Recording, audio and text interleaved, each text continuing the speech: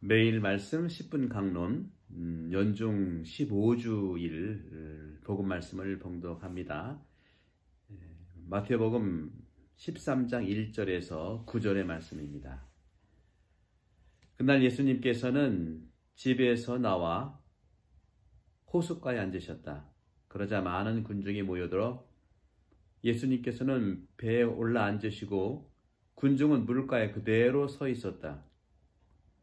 예수님께서 그들에게 많은 것을 비유로 말씀하셨다. 자, 씨 뿌리는 사람이 씨를 뿌리러 나갔다. 그가 씨를 뿌리는데 어떤 것들은 길에 떨어져 새들이 와서 먹어버렸다. 어떤 것들은 흙이 많지 않은 돌밭에 떨어졌다. 흙이 깊지 않아 싹은 곧 돋아났지만 해가 솟아오르자 타고 말았다. 뿌리가 없어서 말라버린 것이다. 또 어떤 것들은 가시덤불 속에 떨어졌는데 가시덤불이 자라면서 숨을 막아버렸다. 그러나 어떤 것들은 좋은 땅에 떨어져 열매를 맺었는데 어떤 것은 100배, 어떤 것은 60배, 어떤 것은 30배가 되었다. 귀 있는 사람은 들어라. 주님의 말씀입니다. 그리스도님 찬미합니다. 네, 오늘 씨 뿌리는 사람의 비유이죠. 씨 뿌리는 비유를 통해서 땅에 대한 것이 세 가지가 나오는 것 같아요. 첫 번째는 돌밭에 떨어졌다는 거죠. 흙이 많지 않은 돌밭. 두 번째는 가시덤불이죠. 가시덤불이 자라면서 이제 숨을 막아버리는 거죠. 가시덤불. 다음에 세 번째는 좋은 땅에 떨어져 열매를 맺는 것.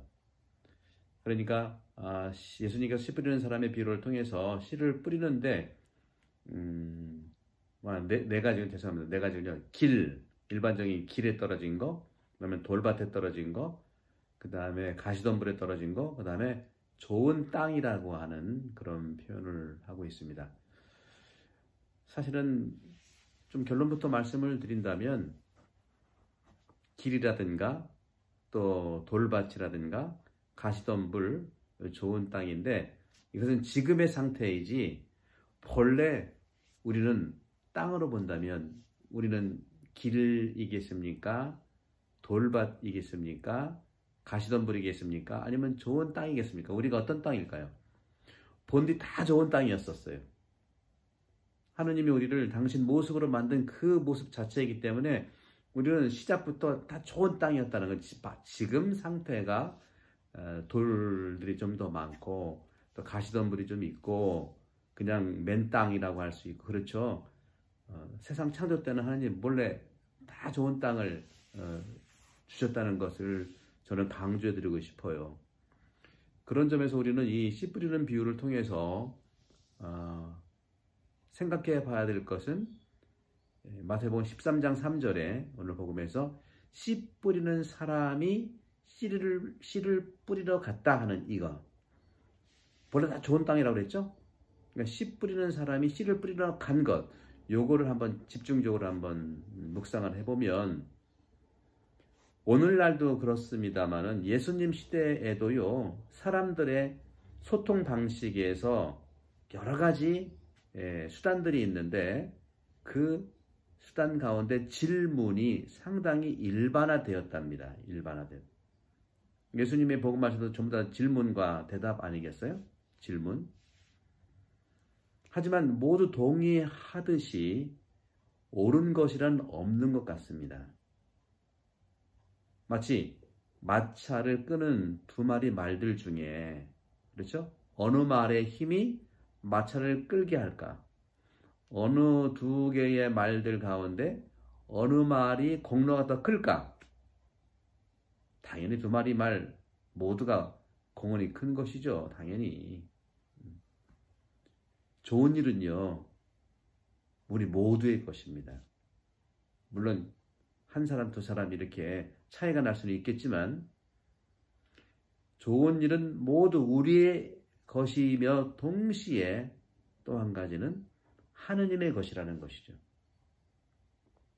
씨 뿌리는 사람의 비유는 우리에게 이것을 알아차리도록 돕고 있습니다. 농부는 밭에 씨를 뿌립니다. 그렇죠? 그리고 나달이 곡물이 됩니다. 씨 안에 이미 존재하던 생명이 성장해서 자라는 것이죠. 하지만 이 땅과 땅이 제공하는 영양분의 협력이 없이는 씨는 발아하지 않습니다. 아까 말씀드렸던 두 마리 마차 중에 말 중에 어느 말이 더 마차를 끄는 힘이 있냐? 두 마리 다예요. 한 마리가 좀 다리가 다쳤으면 끌 수 없죠. 그런 점에서는 똑같습니다. 농부가 씨를 뿌렸는데 이미 씨 안에 생명 자체가 있는 건 당연한 거고요. 그 다음에 땅과 땅이 제공하는 영양분, 물, 온도, 또 농부의 노력 이런 것도 있어야 돼. 그래야 발화가 되는 거 아니겠어요? 그래서인지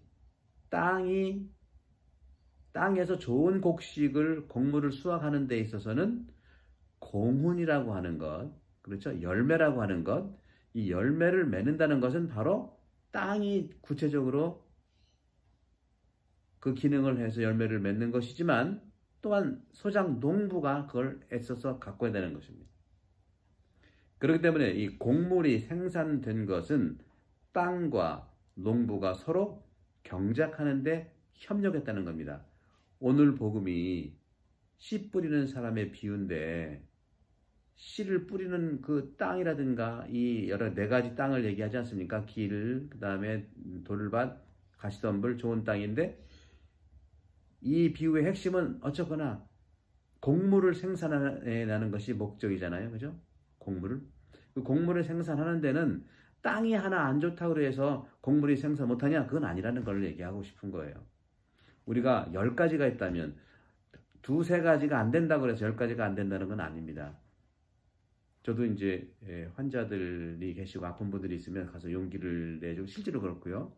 어느 분이 이제 암이 발생했으면 한 부분만 암이지 다른 데는 다 건강하지 않느냐.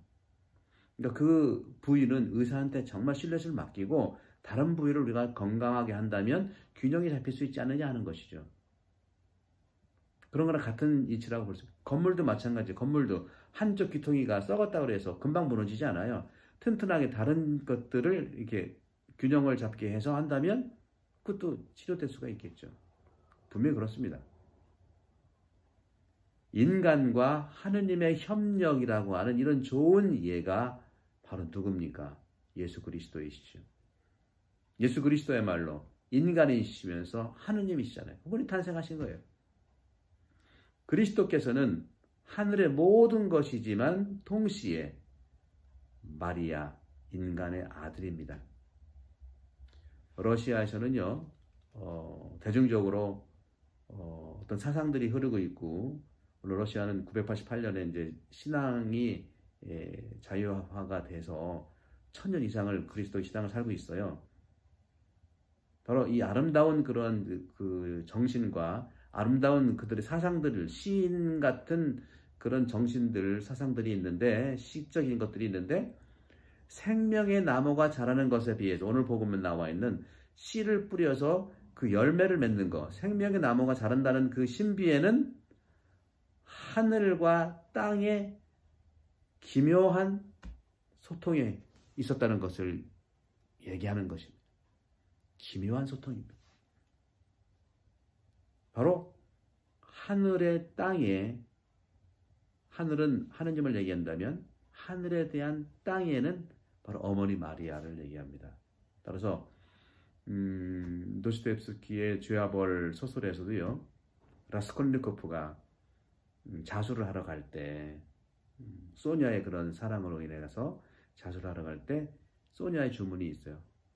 하늘에 우러러 용서를 구하고 땅에 입을 맞추어라.